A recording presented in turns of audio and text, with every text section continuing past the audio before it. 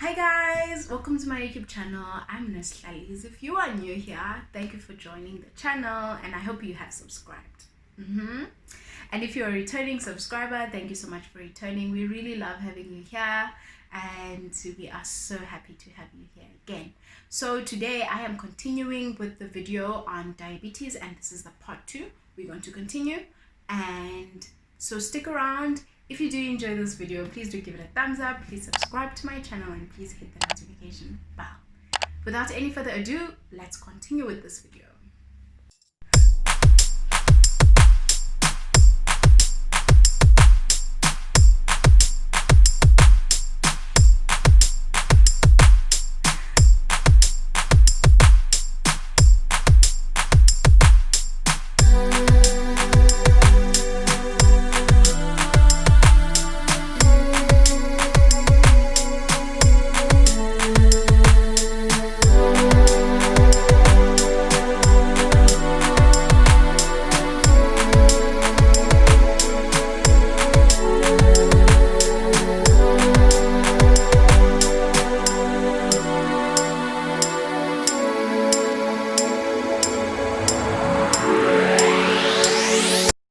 So in part 1 of this video, we spoke about what is diabetes and what are the types of diabetes. We spoke about what causes diabetes and who is at risk of having diabetes. So today we are continuing and we will be talking about what are the symptoms of diabetes, what are the complications of uncontrolled diabetes, and how can we prevent having diabetes in the future. So one of the symptoms of diabetes is excessive thirst. So you'll find that you're always feeling thirsty, and that is because of this high blood sugar in your bloodstream, and your body is desperately trying to get rid of the excess sugar, and it will be making you pee a lot, which is one of the other symptoms of diabetes, excessive urination. So now because you're losing all of this water from your body, you're gonna feel thirsty a lot, and you'll be peeing a lot at the same time. And then another symptom is you won't be gaining weight, or you'll be losing weight because you are not having that, you are not getting what you need to get from your food in order to help you to gain weight, because the glucose is staying in your bloodstream.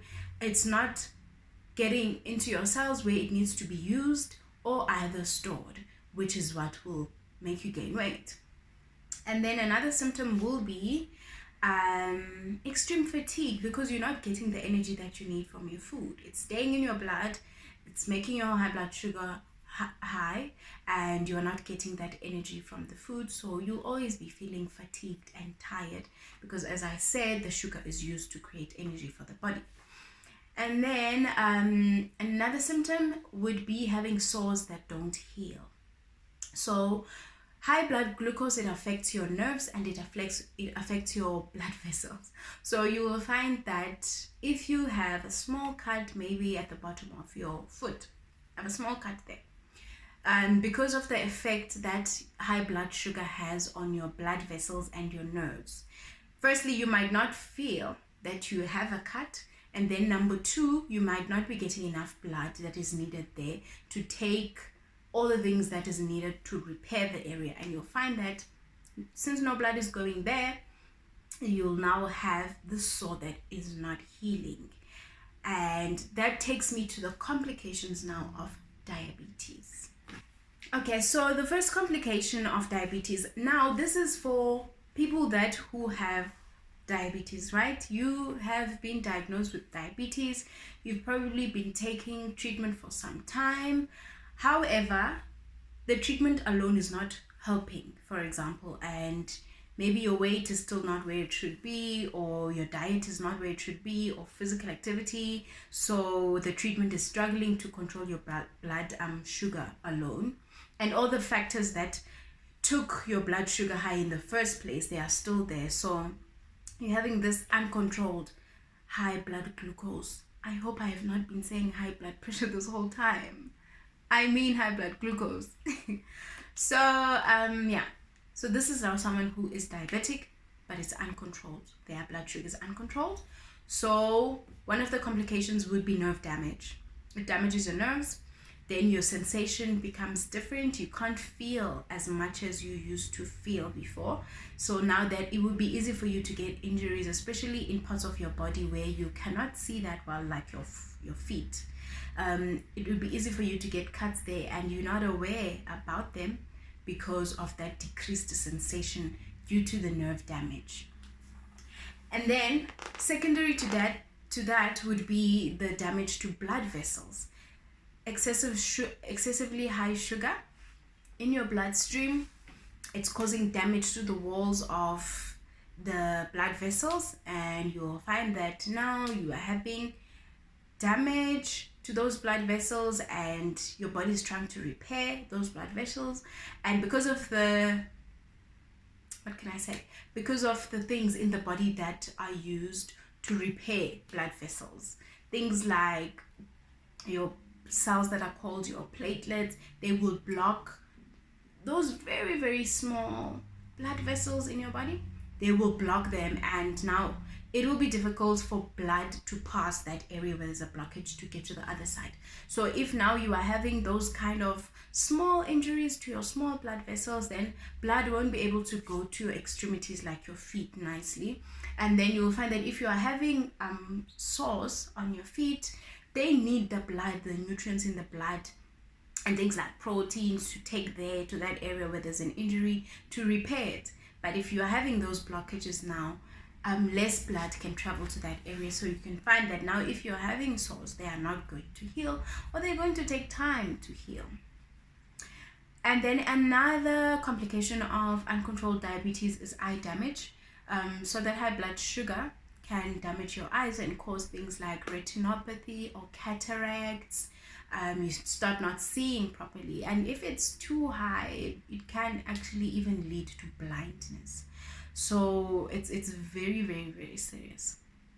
And then something else that a person who has a high blood sugar that is uncontrolled can have is kidney disease. So as I said, when you are having this high blood sugar, your body will try its best to get rid of the excess sugar. And one way it will try and do that is through your kidneys. So your kidneys will be working very, very hard to take out this blood sugar. But now, because it's working so hard, at some point your kidneys will start failing. And then that's when now you'll be having this kidney disease where you end up needing to have dialysis to compensate for your kidneys not functioning so properly. So as I said, these complications, these are not things that are like easy to deal with, because some other people end up having to have their legs amputated. Some people become blind because of the damage to the eyes and the kidney damage. So all of the complications of diabetes are like very, very serious and things that are quite a lot to deal with. And also because of the damage to the blood vessels, a person can also be at risk of having things like stroke or heart attacks. So it's something that we really do need to talk about. We really do need to try and prevent it as much as we can. Also because a lot of people actually die from diabetes, and it's something that can be prevented.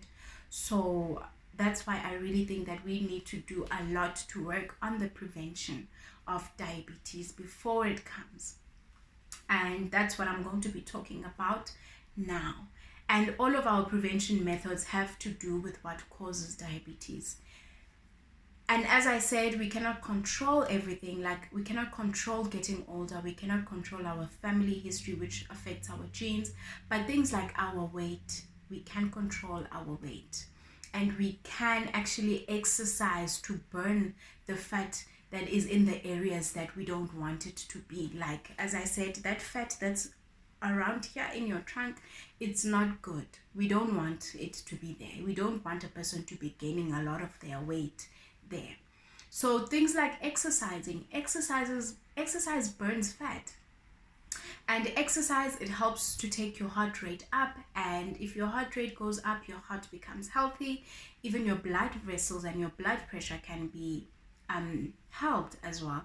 And if you control the sugar content in your diet, you decrease the calories that you are eating from your food, and you eat more healthier, then you can gain weight at a slower rate.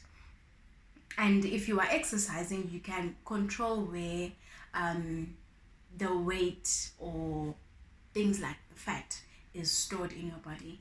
And obviously, I don't know a lot about diet because I'm not a dietitian. But yeah, if needs be, if you are struggling with your weight or you are struggling with knowing what to eat in order to regulate your weight, you can consult with a dietitian. If you are having a hard time with an exercise program, consult with a fitness trainer or a personal trainer, someone who can help you with that. But these things, they need to be a lifestyle. Exercise, it needs to be a lifestyle. Our diet needs to be a lifestyle, especially if you are having those genes that are making you prone to gaining more weight. So yeah, those things are really, really crucial. And actually, something that I didn't talk a lot about actually in this video, now that I think of it, is gestational diabetes, the diabetes that arises when you are pregnant. So diabetes in pregnancy, it's also affected by things like your diet, your weight, your age. The older you are, the more at risk you are of having diabetes if you fall pregnant. Also your weight, if you are overweight or obese, you are at risk of having diabetes in pregnancy. And also if your family history as well, and also if you've had in a previous pregnancy, you've had diabetes before, or you've given birth to a baby that is bigger than normal, which is more than 4.5, or you had a stillbirth, you gave birth to a stillborn, and you never really got to find out what was the cause of that. It could have been high blood sugar. Yeah, so those are the things that we really need to work on. So if you are also planning on having kids, look at your age. I spoke a lot about this on my video on preparing for pregnancy, so I'll put it up here again and you can have a look at it. So yeah, it's very important for us to talk about diabetes, to think about it, and to make changes in our life. If you come to the clinic and for the first time you are having this high blood glucose, you will not be automatically put on treatment for diabetes, especially if maybe your diabetes or your blood sugar level is less than 10. If it's less than 10 but it's more than 8, you will probably be told to do lifestyle modification, which is exercise more, change your diet, and yeah, lose weight. Those are the things that you will be told, lifestyle modifications. And then maybe you'll be told to come back maybe after a month to check the blood glucose as well, or maybe come on another day when you haven't eaten anything, things like that. But even with high blood pressure, you are not automatically started on treatment immediately. Some lifestyle modification is tried to see if it won't help to maybe decrease your blood sugar or decrease your blood pressure if it's your blood pressure that is high.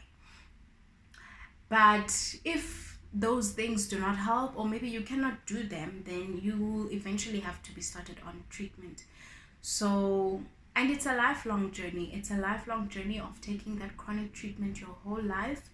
So yeah, that is why I am very much passionate on teaching people or educating people about prevention of these things, because it can really go a long way in saving you so much time and so much effort if you just prevent something.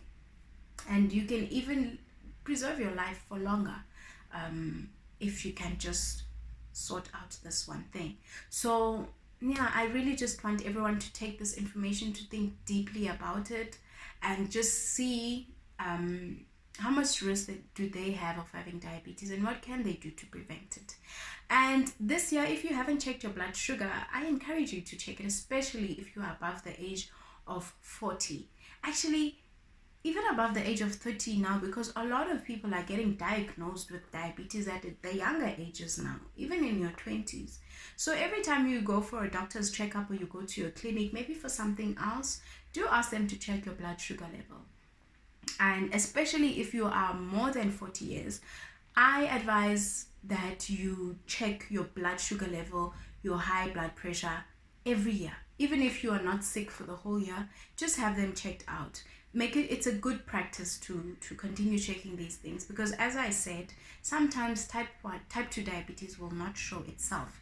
It will be there in your body, but you won't be having any symptoms, therefore you won't know that it is there, and possibly by the time you find out about it, it will have caused some damage.